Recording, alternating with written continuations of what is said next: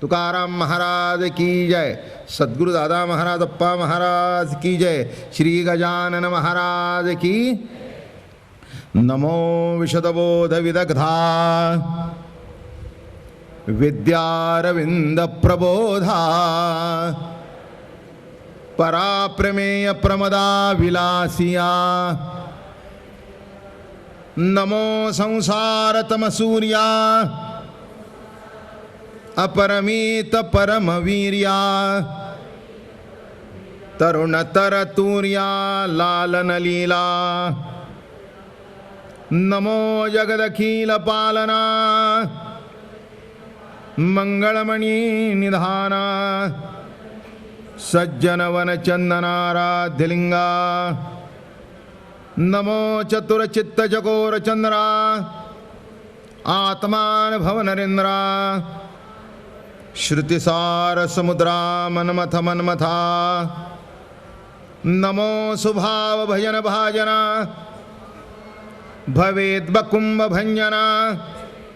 विश्वोत भव भुवना श्री गुरुराया, तुमचा अनुग्रह गणेशु जैदया पुला सौरसु। तै सारस्वती प्रवेशु बाळकाई आथी, जी दैविकी उदार वाचा जै उद्देशु देनाभिकाराचा। तव नवरस सुधाब्दीचा ठाव लाभे, आपुलिया स्नेहाची वागेश्वरी। जरी मुखिया ते अंगीकारी, तो वाचस्पतेसी करी प्रबंध होडा। हात ठवा दयावरी झळके, की हा पद्म करू माथा पारुखे। तो जीवची परितुके महेशेशी, एवढे जे महिमेचे करणे। ते वाचावळे वाणुमी कवणे, काय सूर्याच्या अंगा उठणे लावित तासे। केवता कल्पतरुवरी फुलवरा, कायसेनी पाहुणे रुक्षसागरा। कवणे वासी कापुरा सुवासुदेऊ, चंदना ते कायसे चर्चावे। अमृता ते केवते रांधावे, गगनावरी उभवावे घडे केवी। तैसे श्री गुरुचे महिमान, आकळिता के असे साधन। ते जाणून मियान मन निवांत केले, जरी प्रज्ञेचे न्याथलेपणे। श्री गुरु राम ज्ञानेश्वर महाराज, तुकाराम महाराज, सद्गुरु दादा महाराज पा महाराज की।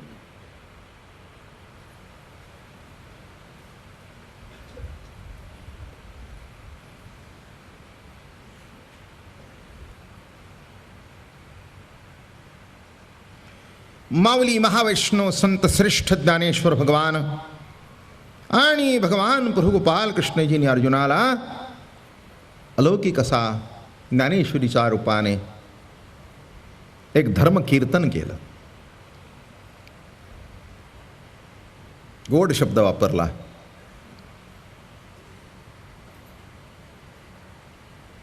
किंबहुना तुमचे केले. पुढे काय म्हणाले बघा, धर्म कीर्तन हे सिद्धी नेले. म्हणजे अख्खी ज्ञानेश्वरी हे ज्ञानोबारायांनी केलेलं धर्म कीर्तन आहे. आणि ते धर्म कीर्तन असं आहे, उत्तमापासून अंतेजावरी आणि मुक्तीची शेल मागावी रे रे. काही काय हॉटेल अशी आहेत, आत्ता सहज बोललो मी,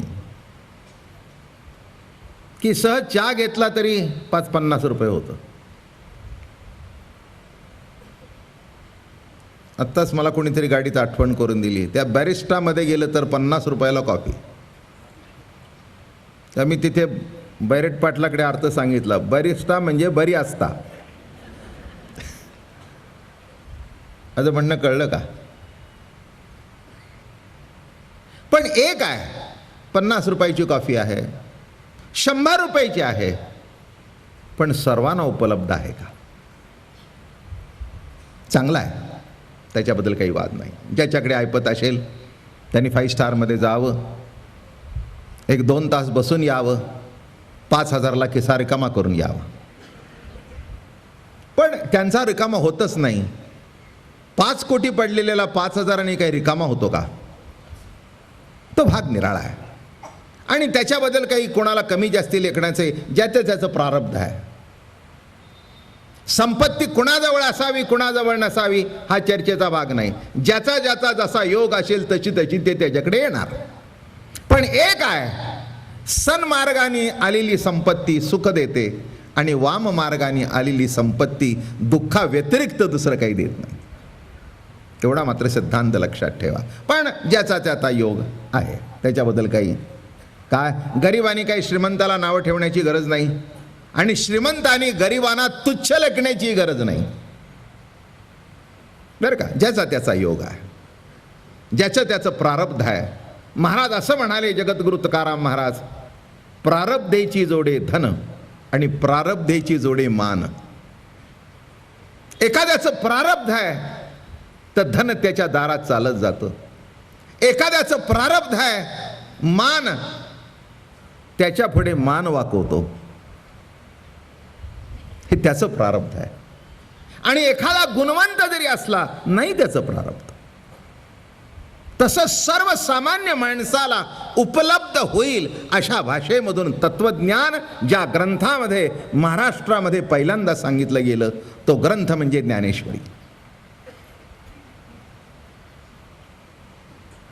आणि ज्ञानेश्वरी सांगायला सुरुवात केली असताना ओंकाराचं दुसरं नाव आहे प्रणव. आता याचा अर्थ असा आहे की प्रणव असा शब्द, प्रणव या शब्दाचा अर्थ प्रकर्षाने केलेली स्तुती. ओंकाराचं दुसरं नाव काय? प्रणव. प्रणव शब्दाचा अर्थ असा आहे प्रकर्षाने केली गेलेली स्तुती. काही काही लाक्षणिक स्तुती असते. या या या या या, बरं झालं आपण आला, छान झालं, आमच्या सोहळ्याला शोभा आली.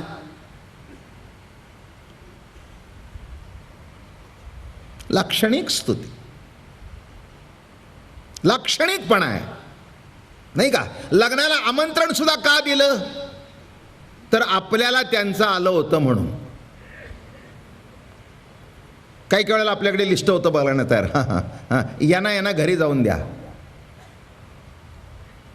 यांना यांना पोस्टाने टाका आणि यांना पोस्टाने टाका पण लग्नाच्या दिवशी टाका. काय प्रकर्षाने आमंत्रण आहे. ह्याच्यातलं तुम्हाला काही माहिती आहे का? नसेलच.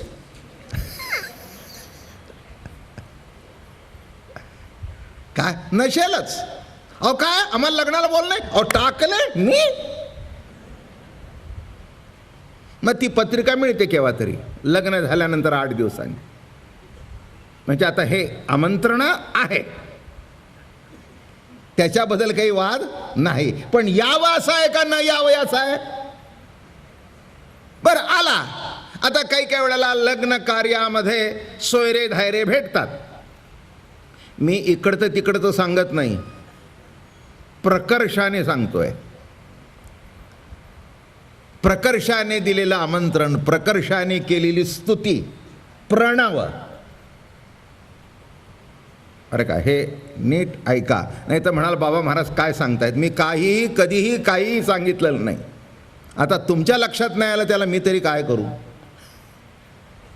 काय थोडंसं नीट लक्षात घ्या की कसं गंमत आहे याच्यामध्ये, की त्या बोलण्यामध्ये आमंत्रण देण्यामध्ये उगीच वरवर आला तरी ठीक, न आला तरी ठीक. आता लग्नामध्ये आत्ताच मी सांगत होतो सोयरे धायरे भेटतात. असे असतात की कधीही तोंड बघू नये असे असतात. फार थोड्यांच्या वाटणेला खरे सोयरे धायरे येतात. असेच येतात की ज्यांचं तोंड बघू नये. म्हणून एकाने मला विचारलं सोयरे धायऱ्यांच्या बाबतीत तुमची व्याख्या काय आहे. म्हटलं those who meet at weddings and funerals. याच्या व्यतिरिक्त आधीमध्ये भेटणं काही होत. लग्नात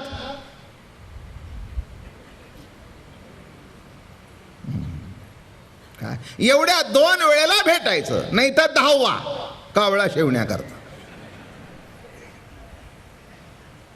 याच्या व्यतिरिक्त पुन्हा गाठ भेट काय बरेच दिवस दिसला नाही, अहो काय आपली तरी भेट कुठे होतं लग्न करत, आता दुसरं भेटेल तेव्हा,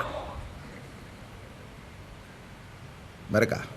आणि काही काही अशा आहेत, लग्न असो नसो, एक दिवस असा जात नाही की त्याला फोन केला नाही, त्याची चौकशी केली नाही, त्याची भेट घेतली नाही, बरं का. प्रकर्षाने आमंत्रण, प्रकर्षाने केलेली स्तुती, तोंड भरून, वरवरची नाही. आज का राजकीय व्यासपीठावर केली जाते बघा, आपल्याकडेही केली जाते. उगीच आपलं काही त्या स्तुतीला काही अर्थ नसतो, ती एवढ्या पुरतं करायचं. मग त्याला म्हणायचं काल तुम्ही शिव्या देत होता, आज म्हटलं त्याचा समारंभ होता म्हणून करायलाच पाहिजे. तसं काही माझं मनापासून नाही. प्रकर्षाने एखादी आई आपल्या बाळाबद्दल बोलत असते, कौतुकाने, बघा प्रकर्षाने स्तुती असते. काय माझा बाबा आहे, माझा बाबा किती अभ्यास करतो. काय बाप म्हणाला, अगं पण मार्क किती मिळाले, जाऊ द्या तुम्हाला तेवढे सुद्धा मिळाले नव्हते, माझ्या बाबाला मिळाले ते उत्तम. याचा अर्थ चुकीचा का बरोबर हे करू नका, हा अधिकार तुम्हालाही नाही आणि मलाही नाही. ही प्रकर्षाने केलेली स्तुती आहे, कौतुक आहे त्याच्यामध्ये, कौतुक आहे. नीट लक्षात ठेवा, जीवनामध्ये माणसं भेटतात पण कौतुक करणारे निघून जातात, तेव्हा आयुष्यात पुन्हा ती पोकळी भरून निघत नाही.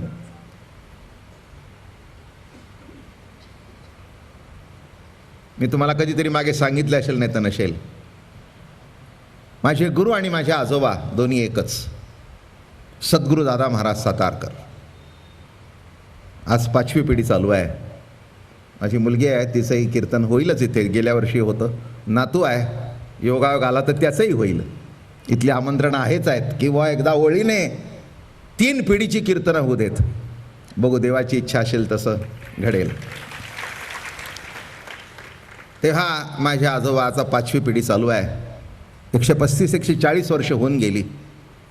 माझे आजोबा गेले, दादा महाराज. मी काय सांगतोय, विषय अंतर करत नाही, फक्त महत्त्वाचा भाग सांगतोय, कौतुक सांगतोय. प्रकर्षाने केलेली स्तुती, प्रकर्षाने केलेले वर्णन, प्रकर्षाने केलेली कौतुक, दिलेलं आमंत्रण, प्रणव. तर गेले ते. मार्गशीर्ष शुद्ध एकादशी, वार गुरुवार, गीता जयंती, 5 डिसेंबर 1946. संध्याकाळी या वेळेला 6 वाजता कीर्तनात विणा घेतला आणि तिथेच ध्येय ठेवला. अलौकिक शेवट. जन्म ऋषीपंचमीचा महाराज आणि ध्येय ठेवला मार्गशीर्ष शुद्ध एकादशी, गीता जयंतीच्या दिवशी. मासामध्ये मार्गशीर्ष मासमी आहे अशा दिवशी महाराजांनी ध्येय ठेवला. तेव्हा तिथे एक माऊली होती. मी लहान होतो, पण मला गुरुजी ते अजून आठवतं. तिच्या डोळ्याला धार लागली होती. मी त्यांना विचारलं, आम्ही त्यांना बाप्पा म्हणायचो. मी त्यांना विचारलं, त्यांचं नाव तर रमाबाई, गौड सारस्वत होत्या. तर त्यांच्या डोळ्याला धार लागली. मी म्हटलं, काय झालं, का रडता? ते म्हणाले, सद्गुरू दादा महाराज आम्हाला कधी कळले नाहीत. त्यांचं ज्ञान इतकं श्रेष्ठ, त्यांचं बोलणं इतकं उच्च, पण ऐकायला बरं वाटायचं. आणि म्हणाले, काय माहिती आहे का, आज आमचे गुरु गेले नाहीत, आमच्या आयुष्यातलं कौतुक गेलं. लक्षात ठेवा मंडळी, मी काय म्हटलं ते. पाठीवरून हात फिरवणारा बाप ज्या दिवशी जातो त्या दिवशी कळतं की आयुष्यात काय गेलं. फार वर्म आहे याच्यामध्ये. निंदा करणारे भेटतील, चुका काढणारे भेटतील, पण कौतुक करणारे जर या आयुष्यामध्ये गेले, प्रकर्षाने जे उच्चार केलं जातं ते कौतुक. बरं का, आमचं कौतुक गेलं. मला काही येत नव्हतं, सहज जर आम्ही आमटी आणली तर महाराजांनी म्हणावं, काय सुंदर आमटी. आता सांगा बाबा महाराज, काही कधी त्यांनी आमटी खाल्ली नाही का? अहो, एवढा मोठा महापुरुष, राजे रजवाडे ज्याच्या चरणावर लोटांगण घेत होते, पण माझ्या आमटीचं कौतुक. त्यांना एकच वाटायचं, आमटी नाही आहे, तिने ज्या प्रेमाने आणली आहे त्या प्रेमाचं कौतुक. लक्षात ठेवा, त्या स्तुतीमध्ये, त्या बोलण्यामध्ये कौतुक असायला पाहिजे, आदर असायला पाहिजे, प्रेम असायला पाहिजे. हे सर्व जेव्हा प्रकर्षाने प्रगट होतं आणि ज्याच्यातून प्रगट होतं, म्हणून म्हटलं प्रणव, प्रकर्षाने केलेली स्तुती. सुंदर. तसं ओम हे शब्द ब्रह्म असल्या कारणाने ओंकार उच्चारल्यानंतर त्या परब्रह्माची केलेली एका शब्दाने सुतवाच्य केलं प्रणव. प्रणव, प्रकर्ष. याच्या इतका मोठा शब्द नाही. नमन करण्याकरता, स्तुती करण्याकरता, निर्देश करण्याकरता. दोन्ही सांगतो, अध्यात्म व्यवहार दोन्ही कॉम्बिनेशन सांगतो. म्हणून आयुष्यामध्ये लक्षात ठेवा, कौतुक करणारी माणसं आहेत त्यांचा आदर करा. ते निघून गेल्यानंतर माणसं डुंकून बघणार नाहीत तुमच्याकडे. कौतुक हा जीवनाचा मोठा भाग आहे. माणसं अन्नावर जगतात तसं कौतुकावर सुद्धा जगतात बरं का. तुम्हाला सगळ्यांनाच माहिती आहे, संसारिक आहात तुम्ही. संन्यासी ब्रह्मचार्याला सुद्धा वाटतं आमचं प्रवचन चांगलं झालं असं कोणीतरी म्हणावं. वाटते की नाही? आमच्या माऊली माझ्या खूप बसल्या तिथे, भगिनी आहेत, आईसारख्या आहेत. वाटतं ना घरी गेला नवऱ्याने म्हणावं आज आमटी छान झाली आहे, म्हणून जरा आजपासून म्हणायला लागा. मख्ख बसू नका. कसं काय झालं जेवण? बरं आहे. अरे काय, जाऊ द्या. प्रणव सांगता सांगता हा प्रणव कळला तरी आजचा दिवस सांग झाला नाही का? नुसता एक शब्द, आज आमटी छान झाली. हां, अरे काय, एक शब्द सुद्धा किती आनंद देऊन जातो. जरा बोलून बघा बरं का. तुम्हाला ही सवयच नाही, सगळी सवया संपलेल्या आहेत.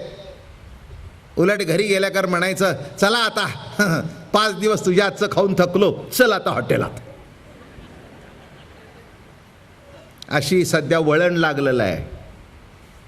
किती चांगलं आहे किती वाईट आहे तुमचं तुम्ही ठरवा. माझं काय करायचं आहे, माझं माझ्या पद्धतीने जीवन मी जगतोच आहे.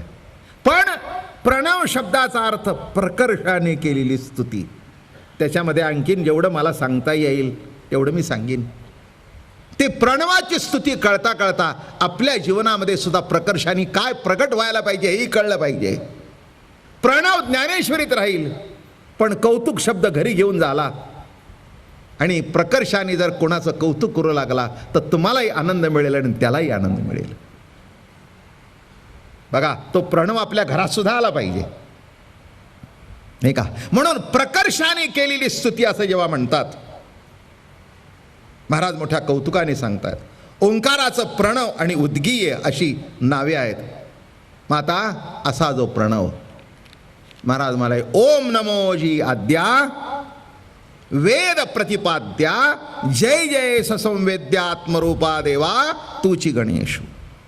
आता काल ओंकाराबद्दल मी पुष्कळ सांगितलं, अ उ म वगैरे सांगितलं, हरिही ओम हेही सांगितलं, आणि आज थोडंसं प्रणव सांगून अजून त्याच्या पुढे जाऊया. नमोजी आद्या. काल आपलं साधारण आद्य इथपर्यंत प्रवचन चाललं होतं. त्याला आद्या म्हटलं, सर्वांच्या आद्य. म्या बोलविल्या वेद बोले, म्या चालविल्या सूर्य चाले, म्या हलविल्या प्राणू हले, जो जगाते चाळिता. आद्या. म्या बोलविल्या वेद बोले. आद्या, सर्वांच्या आद्या. नमोजी आद्या. कुणाला वंदन आहे? एक लक्षात ठेवा, वेद प्रतिपाद्या. वेदानी ज्याचं प्रतिपादन केलंय असं, वर्णन केलंय असं नव्हे. शब्दाचा किस काढायचा म्हटला तर मराठी तुम्हाला समजत आहेच आहे, पण लक्षात घ्या, असं म्हटलं नाही. काय वेदानी वर्णन केलेला नाही, वर्णन करताच आलं नाही. वर्णन करायला गेला आणि तो गप्प झाला. बरं का, गप्प झाला. म्हणून नेती नेती, म्हणून इथे काय शब्द वापरलाय? वेद प्रतिपाद्या. प्रतिपाद्या, वेदानी ज्याच्याबद्दल प्रतिपादन केलं. बरं का, बाबा महाराजांचं प्रवचन काय म्हणू आता? ठीक आहे, हे काय झालं? प्रतिपादन. चांगलं आहे. हे काय झालं? कसं आहे? ते म्हणले बाबा हे बघा, तेवढं विचारू नका. ओ तासभर बसला नाही, म्हणले बरं वाटलं, पण तसं सांगता येत. म्हणजे आता लक्षात आलं का की प्रतिपादन केलं पण काय सांगितलं हे कळत, ते पुन्हा सांगता येत नाही. म्हणून काही काही वेळेला माणसं लिहून घेतात आणि काही वेळेला शेजारचा विचारतात, ते प्रणवबद्दल काय सांगितलं? ते आपलं अमकं, ते कौतुक मुलाचं बायकोचं.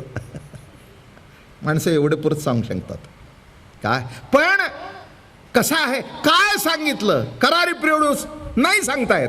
बरं वाटलं एवढं कळलं. अजून सांगू का? कळलं नाही हेही कळलं. माझं म्हणणं लक्षात येतंय का? अहो कळलं हे जसं कळलं तसं कळलं नाही हेही कळणंच आहे की. पण काही काही माणसांचं दुर्भाग्य असं आहे की आपल्याला कळत नाही हेच त्यांना कळत नाही, आणि त्याच्यातून जे घोटाळे निर्माण होतात ते महान असतात. हे का, काही काही लोकांना कळतच नाही की आपल्याला कळत नाही हे त्याला कळतच नाही, आणि तो अशी वायफट बडबड करत असतो की शेवटी आपल्याला त्याला सांगावं लागतं, महाराज आपल्या इतक्या विद्वान दुसरा भेटला नाही आहे, आम्हालाच आपलं बोलणं कळत नाही. म्हणून लक्षात घ्या, वेद प्रतिपाद्या.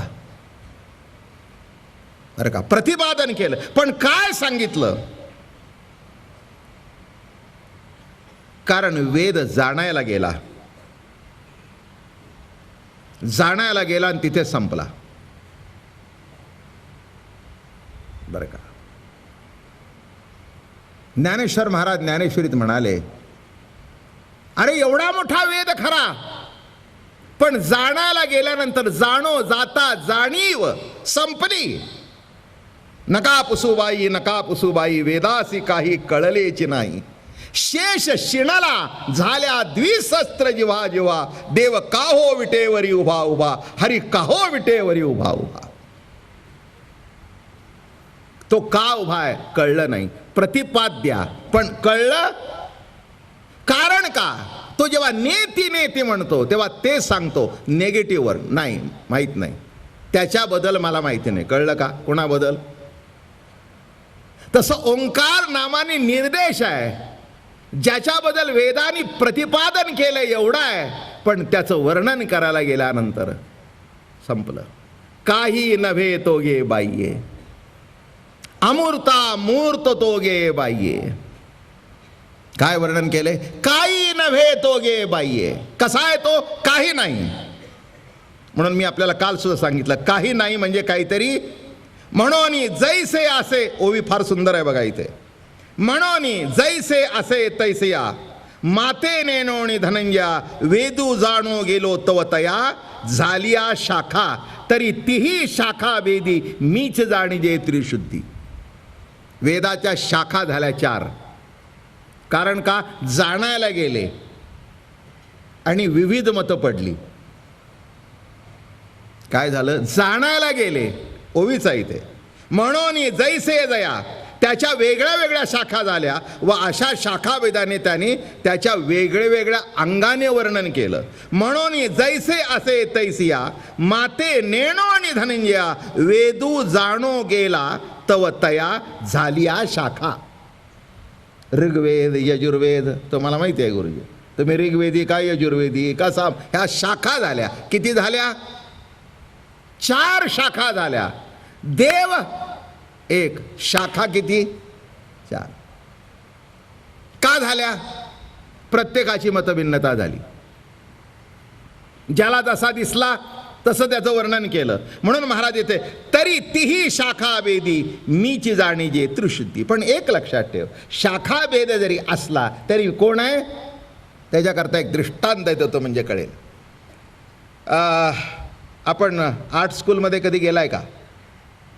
गेला असाल, नसाल, चला. मग तिथे एक मॉडेलमध्ये ठेवलं जातं, जिवंत मॉडेल किंवा निर्जीव मॉडेल.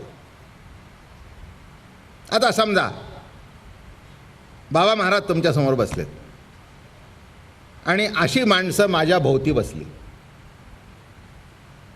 कशा करता?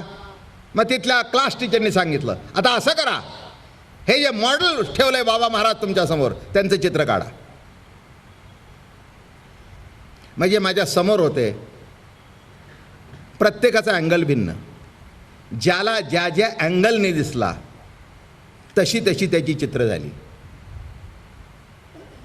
गंमत सांगू का?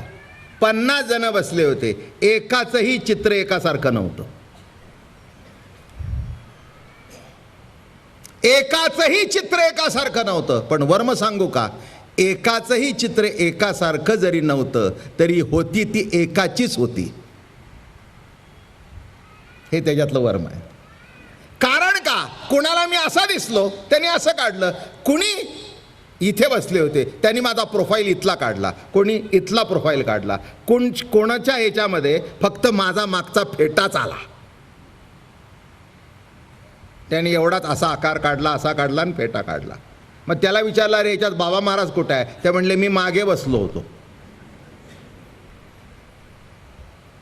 मग दुसरा म्हणला माझ्याकडे पुढे आहे, तुझ्याकडे मागे आहे, याच्याकडे उजव्या बाजूचा आहे, याच्याकडे डाव्या बाजूचा आहे. पण हे सगळे फोटो जरी एकमेकाशी जुळत नसले तरी ते एकाचेच आहेत, हा सिद्धांत आहे. कारण शेवटी काय आहे, ज्याला जो जसा दिसला तसा त्यांनी काढला. तसं 4 वेदाची 4 मतं झाली, 4 शाखा झाल्या. पुढे सांगतो, शंकराचार्य गीता 1, पण शंकराचार्य जगद्गुरु शंकराचार्य, निंबार्क काय, वल्लभाचार्य काय, मध्वाचार्य काय. म्हणजे मला आश्चर्य वाटतं, गीता 1 पण त्याच्याबरोबर मतभेद अनेक. एकाने आहे असा म्हणावा, एकाने तसा म्हणावा, एका तसा म्हणावा. म्हणून नीट लक्षात घ्या, वेदाचं प्रतिपादन त्या स्वरूपाच्या वचनापाठी करावया वेदे केली खटपट. ते श्रुतीची बोभाट लाजले करोनी कष्ट नेती नेती वादे. काय सुंदर ओव्या आहेत बघा. इतक्या चटकन कळायच्या नाहीत पण अर्थ सांगतो. त्या स्वरूपाच्या वचनपाठ करावया वेदे केली खटपट. त्या स्वरूपाचं वर्णन करण्याकरता वेदाने खूप खटपट केली. ते श्रुतीचाही बोभाट, श्रुतीने म्हणजे वेदाने बोभाट केला. पण लाजली करोनी कष्ट, लाजले आणि शेवटी नेती नेती शब्द वापरला. लाजले, वर्णन करता येईना, काय सांगावं, शब्दातीत परात्पर. म्हणून लक्षात ठेवा, मग एकच शब्द वापरला. जरा जरा जरा पुढे, जेवढं मला तुम्हाला जास्तीत जास्ती माहिती सांगता येईल तेवढी सांगेन. आता तुम्ही ऐकायचं ठरवलंच आहे गणपती, तर जरा नीटनेटका सांगावा बरं का. आणि माझी खात्री आहे, जो गणपती मी जितके दिवस सांगेन तितके दिवस तुम्ही म्हणाला असा आम्ही ऐकला नाही. बरोबर आहे, तसाच आहे. त्याचं कारण एक आहे, तुम्हाला 1.5 दिवसाचा गणपती माहिती आहे, तुम्हाला 4 दिवसाचा माहिती आहे, तुम्हाला 11 दिवसाचा माहिती आहे, तुम्हाला बसवलेला माहिती आहे, पण तुमच्या हृदयात बसलेला माहिती नाही. हृदयात बसलेला जेव्हा आत्मरूप गणेश कळेल तेव्हा तुम्हाला कळेल की गणेश काय आहे. माफ करा मंडळी, तुमची क्षमा मागून बोलतो. तुम्ही गणपतीला साध्य असताना गणपतीला साधन केलं, इथेच मुद्दा चुकलेला आहे. कुठे मुद्दा चुकला सांगा गुरुजी. अरे गणपती हा साध्य आत्मरूप आहे, तो मिळत नाही. तो जर तुम्हाला सोडून गेला तर कुठे बघाल? आत्मरूपा देवा तूच गणेश. इथे वस्ती आहे. तो प्राप्त होत नसतो, प्राप्त असतो. फक्त त्याच्या कृपेने ती प्रतीती कळत असते. आम्हाला गणपतीचा उपयोग करून घ्यायचा आहे, गणपतीला जाणायचा नाही. म्हणून गणपती आमच्याकरता साधन आहे. गणपती जेव्हा साध्य होईल तेव्हाच खरा गणपती काय तो कळेल. नाही तर काल म्हटल्यासारखं 10 फुटाच्या वर गणपती, खाली दारूची बाटली. याच्यात काहीही फरक पडणार नाही. काय? काहीही फरक पडणार नाही. गणपती मंडळं वाढली म्हणजे गणपतीचे भक्त वाढले असं समजण्याची काही गरज आहे असं मला वाटत नाही. जत्रा वाढली, गर्दी वाढली, पण भक्त, कुणाला भक्त म्हणावा? जो विभक्त नव्हे तो भक्त. भक्त तो की देव निराळा आणि मी निराळा ही प्रतीतीने जगत असेल तर भक्त कसा? तो माझ्याहून निराळा नाही या प्रतीतीने जो जगतो त्याला म्हणावं भक्त. म्हणून या निरूपणातून तुम्ही आम्ही खऱ्या अर्थाने गणपतीचे भक्त झालो तर माझी श्रीमंत दगडूशेठ हलवाई गणपतीच्या चरणी ही सेवा रुजू झाली असं मी मान्य करीन. हो, गणपती शाडूच्या मातीचा आहे का गणपती प्लॅस्टिकचा आहे? याच्यापेक्षा गणपती कोण आहे? एक लक्षात ठेवा. प्रथम गणपती देव कसा आहे तो समजून घ्या, त्याच्या देवत्वाची जाणीव होऊ द्या. कालच मी आमचे मामांचा मुलगा बसला होता, म्हटलं चर्चा काय असते माहिती आहे का? तुम्ही गणपती किती रुपयाचा आणला?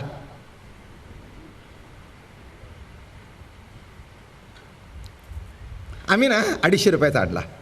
असं आहे. आम्ही आपला लहानच आणला बघा, आमचं घर लहान.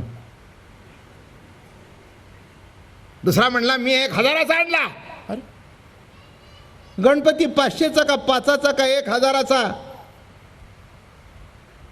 अरे ते त्या गणपतीचं सगुण रूप आहे, पण इथे जो आत्मरूप गणपती आहे त्याची किंमत काय? अरे किंमत काय नाही, तो जर गेला तर तुझी किंमत कचरा. त्याची किंमत काय करतोस? देवाची कुठे किंमत असते का? नाही का? 5 रुपये का 10 रुपये का 100 रुपये का 1000 रुपये का 1,00,000 रुपये? लक्षात ठेवा, जिवंतपणा हा देवाने दिलेला मोदकाचा प्रसाद आहे. गणपती बाप्पाचा मोदकाचा प्रसाद म्हणजे काय? मला असं वाटतं शास्त्री बुवा, जिवंतपणा हाच महाप्रसाद आहे. नाही का? ओंजळीत टाकलेला जिवंतपणा, डोळ्या उघडल्यानंतर श्वास सुरू झाला, हा आमच्या ओंजळीत टाकलेला गणपती बाप्पाचा प्रसाद आहे, जिवंतपणा. तो जर नसेल तर काय करता? गणपतीला मागितलं की गणपती मला नोकरी लागू दे. आयुष्य सरलं, दुसऱ्या दिवशी नोकरीची ऑर्डर आली. करतोस काय त्याला? बघ, म्हणून मी म्हटलं जरा प्रकर्षाने स्तुती करा, जाणून करा, श्रद्धेने करा. आणि असं करत करत महाराज म्हणतायत आद्या. कोण? गणपती आद्या. मग असा जो आद्या, तर वेदाने थोडंसं ठरवलं की त्याला काहीतरी नाव ठेवावं. आपल्याला सगळ्यांना माहिती आहे नाव काय माहिती आहे का? सच्चिदानंद. जे आद्य स्वरूप आहे त्याला आम्ही काय म्हणतो? सच्चिदानंद. पण एक लक्षात ठेवा, ही सुद्धा स्तुती योग्य नाही. सद का? तर असद नव्हे तो सद, जड नव्हे तो चिद. नाही का? नीट लक्षात घ्या, ही सापेक्ष आहे. सद चिद आनंद, सद चिद आनंद. दुःख नव्हे तो आनंद. हा असा दाखवा, हा नव्हे तो हा, असा दाखवण्याची गरज नाही. म्हणजे ही कशी झाली स्तुती? सद. सद म्हणजे काय? असद नव्हे ते. चिद म्हणजे काय? जे जड नव्हे ते. आनंद म्हणजे काय? जो दुःख नव्हे तो. हे असं आहे, असं नव्हे तो, नाही का? हे बघा, नाही नाही रूपाने किती जरी वर्णन केलं तरी कळत नाही. आहे काय एक सांगा.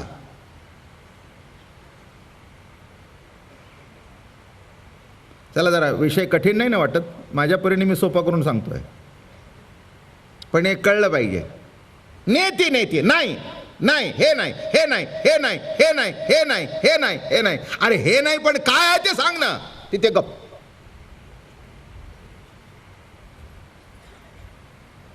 एकाने विचारलं, आमचे दगडूशेठचे सगळे मंडळी रोज येतात, आमचे मामा आप्पा वगैरे सगळे तात्या आहे, त्यांची मुलं बिलं सगळे. मग त्यांना विचारलं, तुम्ही दरवर्षी बाबा महाराजांचा कार्यक्रम करता. मामा, बाबा महाराज कुठे राहतात तो आम्हाला पत्ता सांगा, आम्हाला त्यांचा कार्यक्रम करायचा आहे. असे तुमच्याकडे भरपूर येतातच. मग त्यांना विचारलं, बाबा महाराज सातारकर कुठे राहतात? मग आमचे मामा म्हणले, हे बघा, ते जरी सातारकर असले तरी सातारला राहत नाहीत, पुण्याला राहत नाहीत, अमक्या ठिकाणी राहत नाहीत, तमक्या ठिकाणी, असं कुठे राहत नाहीत. असं 15 मिनटं बोलले. शेवटी तो म्हणला, मामा कुठे राहत नाहीत ते सांगितलं, एकदा तरी सांगा कुठे राहत आहेत. ते म्हणले, तेवढंच नक्की मला माहित नाही. आता कळलं ना तुम्हाला काय सांगितलं ते? काय सांगितलं? काय काय नाही ते सांगितलं, पण काय आहे ते एवढं तरी सांगा. मग दुसरा म्हणला, मुंबईत राहतात. बरं, मुंबईत कुठे राहतात? ते म्हणले, गोरेगावला नाही, वरळीला नाही, विलेपार्ल्याला नाही, जोगेश्वरीला नाही. अरे म्हणले, आता सगळ्या स्टेशनची यादी देतोच का? ते म्हणले, एवढ्या नाही नाही नाही सांगण्यापेक्षा एक सांग ना, अमक्या ठिकाणी. नाही म्हणले, तसं नक्की सांगता येत नाही. तसं ही जी वर्णन आहेत ते काय नाही ते आहेत, काय आहे ते फक्त संत दाखवत आहेत. लक्षात घ्या मी काय म्हणतोय ते. हां, हे नाही. सच्चिदानंद सुद्धा हे कसं वर्णन आहे? असत नव्हे ते सत. हे असत म्हणून ते सत. असं ऑपोजिट कशाला पाहिजे? बरं का, ही तुलना कशाला पाहिजे? मूळ स्वरूपाची तुलना नाही. हे म्हणजे हेच, हेच, हे नव्हे म्हणून हे नाही असं सांगायचं का? हे मामा नव्हे म्हणून हे गुरुजी असं सांगू? हे मामा नव्हे म्हणून गुरुजी, अरे हे गुरुजीच, संपलं. माझं म्हणणं कळलं का? हे गुरुजी का? तर हे मामा नव्हे म्हणून. अरे हे असं का चाललंय? तसं सद का? तर असद नव्हे म्हणून. चिद का? तर जड नव्हे म्हणून. आणि आनंद का? तर दुःख नव्हे म्हणून. सच्चिदानंद. पण याच्यावर कमाल नाथानी केली. ते म्हणले, हे असं सापेक्ष सांगत नाही मी तुम्हाला. सदतेची चिद, चिदतेची आनंद, स्वरूपी नाही त्रिविध भेद, एक वद सच्चिदानंद. जे सद आहे ते चिद आहे, आणि जे चिद आहे तेच आनंद आहे. असं नव्हे म्हणून असं नव्हे. चला, जे प्रवचन करतात बाबा महाराज, तेच या इथे बसल्यात त्यांचे पती आहेत, तेच त्यांच्या शेजारी बसल्यात त्यांचे बंधू आहेत.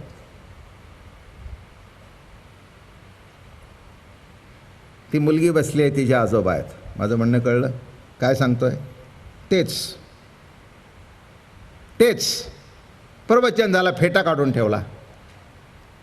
ते म्हणले, नाही हो, जे मगाशी फेटा होता ना तेच काढलेला. माझं बोलणं समजतंय का? हो. आज 17 अंगात आहे. मग आता घालत नाही मी. मग एक दिवस मी सूट घातला, घालत होतो. माझा मोठा फर्निचरचा बिझनेस होता. मी कॉन्व्हेंट स्टुडंट, शाळेमध्ये सुद्धा टाय बो लावून जात होतो. मी माझा फर्निचरचा व्यवसाय करताना 3 पीस सूट घालून जात होतो.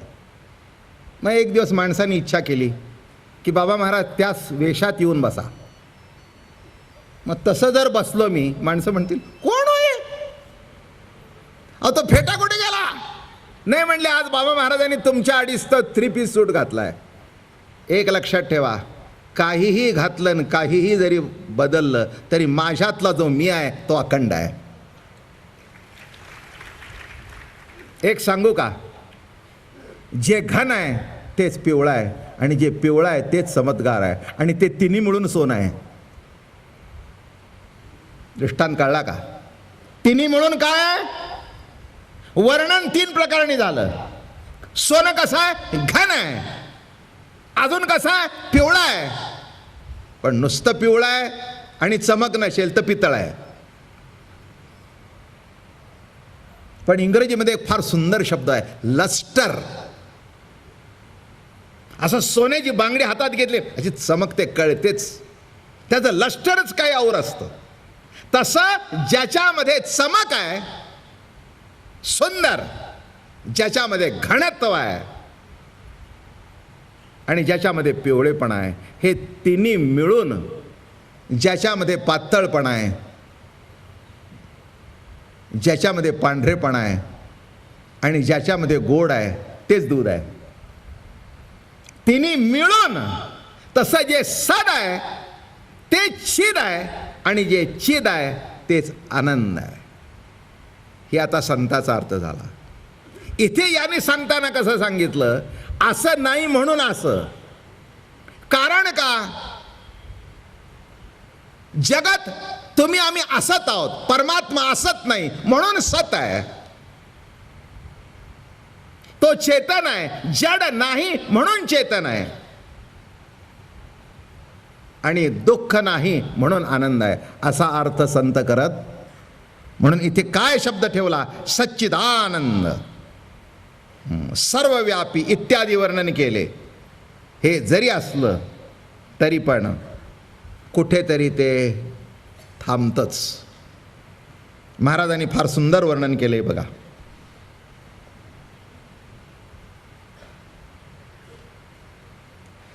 सत्यज्ञानानंत गगनाचे प्रावरण, नाही रूपवर्ण गुण तेथे. जेथे नाही गुणागुण, नाही कार्यासी कारण, तो तू गुणी गुणातीत परिपूर्ण रे.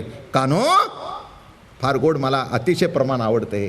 कानो, सच्चिदानंद शब्द आरोता रे, त्याही परता तू गोवळा रे. कानो, सच्चिदानंद शब्द आरोता रे. अरे कानो, अरे काना, हे कन्हैया, सच्चिदानंद शब्द हा तुझं वर्णन करण्याकरता आरवत आहे, अपुरा आहे, पुरत नाही, पुरत नाही. नीट लक्षात ठेवा, खऱ्या आनंदाचं सुद्धा वर्णन करता येत नाही. मला सांगा, आनंद म्हणजे काय?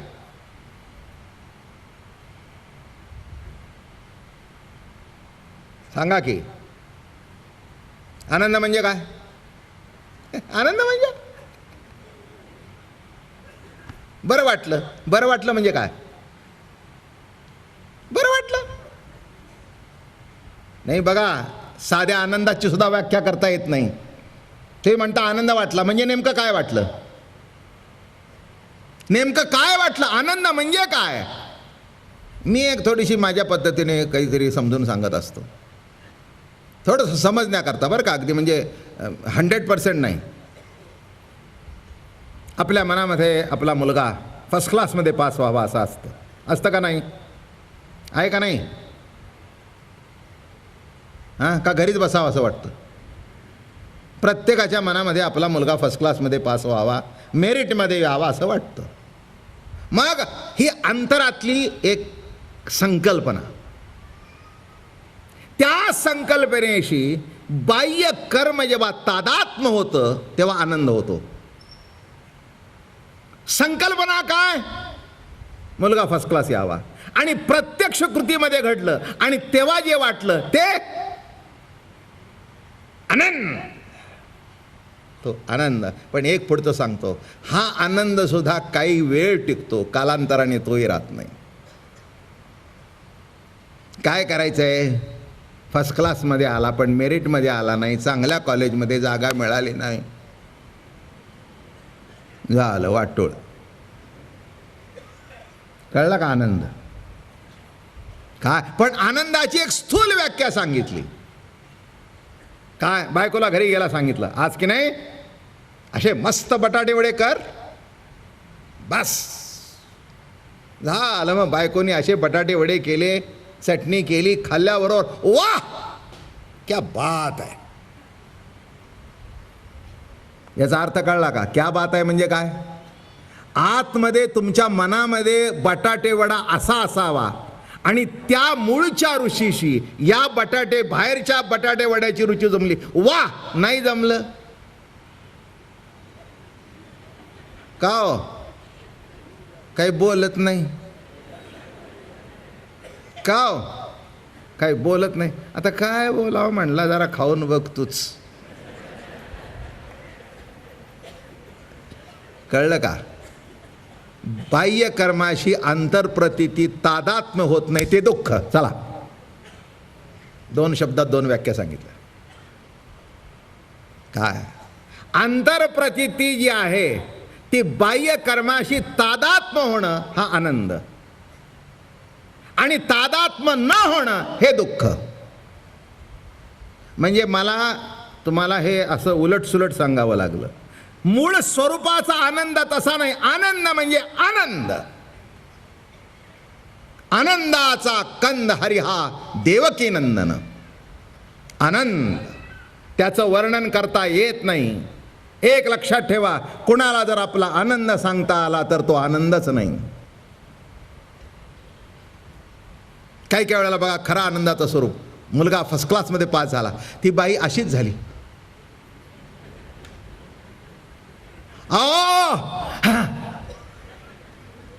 कळलं का?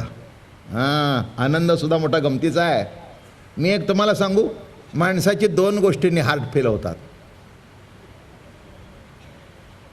मला माहिती आहे, फार वर्षापूर्वी आमच्या मुंबईला ती इंग्रजांच्या काळामध्ये लॉटरी लागत होती.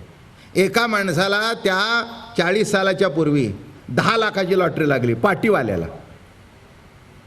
ते रेसची लॉटरी बिटरी असते ना, त्या ब्रिटिशांच्या काळामध्ये होती बघा, ती लागली. आणि त्याला कोणीतरी सांगितली, तुला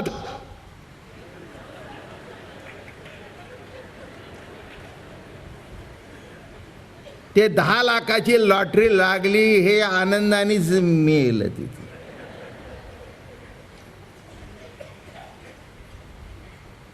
दुसरे मी बघितले, त्यावेळेला बॉम्ब मुंबईत पडत होते त्या काळामध्ये. तिकडे पडला, तिथलं ह्याच्यावर काहीच नाही, तिथे पडलं हे ऐकून इथे मेलं. म्हणजे दुःखाचा अतिरेक झाल्यानंतर सुद्धा मनुष्य संपतो आणि आनंदाचा अतिरेक झाल्यानंतरही मनुष्य संपतो. तेव्हा ही सगळी सापेक्ष कल्पना आहे. आपण त्याच्या पुढे चाललो. आद्या, ओम नमो जी आद्या. म्हणून कोणी म्हणेल सच्चिदानंद, म्हणून इथे शब्द कान्हो कान्हो सच्चिदानंद शब्द अरवतारे त्याही परता तू. अरे काय सांगू, त्याच्याकडे पलीकडेही तू आहेस. नित्यानंदा पुढे आनंद तो कोण, विषय सुखबाई बापुडे ते क्षीण. नित्यानंद लक्षात ठेवा. तुम्हाला जो आनंद प्राप्त होतो, तुम्हाला जे सुख प्राप्त होतो ते दुःख आश्रित सुख आहे. आपल्याला दुःख आश्रित सुख नको आहे, सुख आश्रित सुख पाहिजे. त्याच्याकरता गणपतीची उपासना. तुम्ही सगळे दुःखाश्रित सुख मागताय, माफ करा मला. एकाने मुलगा मागितला, दिला, पण निघाला काही चांगला नाही. मुलगा झाला हा आनंद, पण चांगला निघाला नाही हा दुःख आश्रित. दुःखाश्रित आनंद आहे. प्रत्येक गोष्टीची चिकित्सा करून बघा बरं का. आता वडेच सांगतो चला.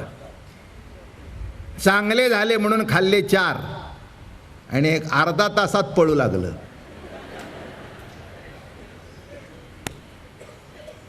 ते म्हणले काय झालं, काय नाही म्हणलं, मी कधी एक खात नाही पण आज बायकोनी इतकं चांगलं.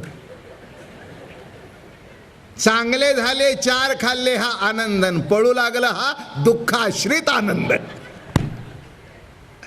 आता किती रंगवून सांगू म्हणाल तितकं सांगेन, त्याच्यामध्ये काय आहे. मग दुःख आश्रित सुख माहिती आहे, दुःख आश्रित आनंद माहिती आहे, आनंद आश्रित आनंद काय आहे, सुख आश्रित सुख काय आहे हे कळण्याकरता सुखरूप पांडुरंगाचं दर्शन व्हावं लागतं. सुखरूप ऐसा तुझा कोणी सांगा, माझ्या पांडुरंगा सारे खातो. सुखरूप सुखरूप सुखरूप. संत हे सुखरूप आहेत. आम्ही सुखी आहोत म्हणून दुःखी होतो, ते सुखरूप आहेत म्हणून सुखरूप राहतात. मराठी समजतं ना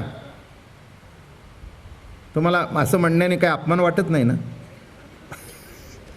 तो माणसं म्हणतील का आम्ही काय काय समजता तुम्ही आम्हाला. अरे बाबा तुम्हाला मी काही समजत नाही, मायबाप समजतो, झालं का आणखी. काय म्हटलं मी, सुखरूप संत सुखरूप देव. आम्ही सुखी आहोत, सुखरूप नाही. सुखी आहोत म्हणून दुःखी होतो आणि दुःखी आहे म्हणून सुखी होतो. जे सुखरूप आहे ते सुखरूपच राहतात.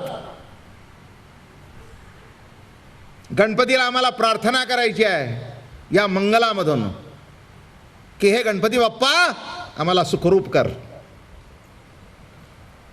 सुखरूप कर. आम्ही सुख मागत नाही, वस्तू मागतो. आम्हाला असं वाटतं की वस्तूतून सुख मिळेल. वस्तू संपली सुख संपलं, व्यक्ती संपली सुख संपलं. असं काहीतरी दे, सुखरूपता दे की ती मिळाले असताना पुन्हा काही मिळायचं शिल्लक राहिले असं वाटू नये. काय देवाजवळ मागावं, पांडुरंगा हे गजानना असं काहीतरी दे की जे दिलं असताना दुसरं काही मिळायचं शिल्लक राहू नये. अलीकडे बाजारामध्ये असे काहीतरी मसाले मिळतात, एकच घालायचा आणि बाकी काही घालायची गरजच नाही. मग मी विचारलं मीठ बीठ घालायचं का, नाही हो, एका वाटीला 1 चमचा, एका वाटीला 2 चमचे, मी काही घालू नका. ते घातलं की अगदी अशी टेस्ट आलीच पाहिजे. बरं मान्य. हे जसं विषयाचं आहे तसं गणपती बाप्पा एक असं काहीतरी दे, अशी सुखरूपता दे की जी मिळाल्यानंतर काही मिळायचं शिल्लक राहू नये. आणि म्हणून महाराज म्हणतायत अद्या ओम नमोजी अद्या वेद प्रतिपाद्या जय जय जय जय स्वसंवेद्या आत्मरूपा देवा तूची गणेशू पुंडलिका वरदे हरी विठ्ठल श्री ज्ञानदेव तुकाराम विठ्ठला विठ्ठला विठ्ठला विठ्ठला विठ्ठला विठ्ठला विठ्ठला विठ्ठला. आज कुणी वर यायचं नाही आणि कुणी अडवायचं नाही. मला लगेच मुंबईला जायचं आणि उद्या पुन्हा 12 वाजेपर्यंत